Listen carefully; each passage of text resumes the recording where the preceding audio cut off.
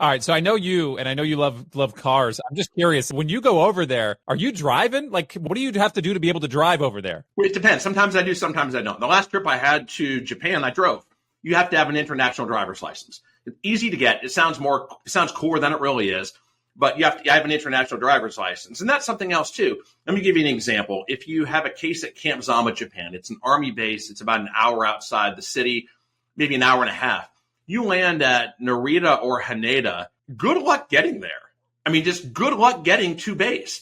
If you're going to take the train, if you're in Narita, you have to take the train over to Shinagawa Station, transfer, you've got all your bags, and then it is overwhelming to most people to figure out how to get to 𝗵𝗄𝗯.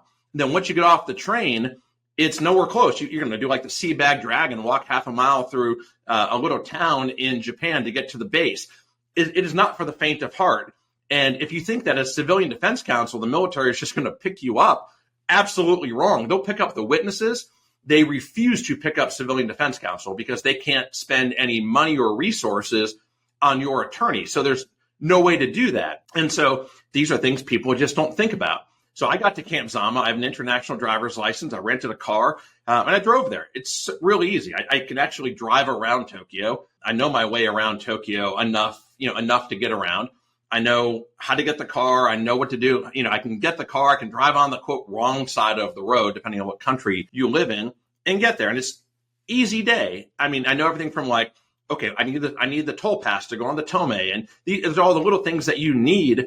And if you're hiring a civilian defense counsel, they've never done it. How much distraction is that going to be? Like, how much distraction is it going to be if now you have to go do the sea bag drag and figure out how you're going to pick up your attorney, and you probably don't have a car.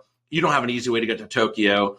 These are things that people don't think about, and they make a monumental difference.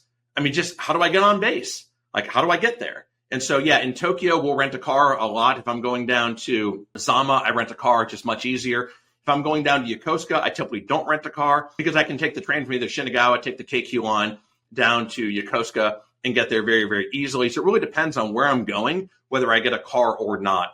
Other times I will take public transportation or a taxi to get to Humphreys, wherever I'm going to go. So it's really situationally dependent on whether I rent a car or take some other type of transportation. But the reality is I know when I need to, I know when I don't, and I know how to do it. And I can't even tell you how important that is. If you're at Fort Cavazos, formerly Fort Hood, and you're hiring the local guy that just takes cases out of Fort Hood, fine, not a problem. But Asia is different. And I've said it so many times. Asia is different.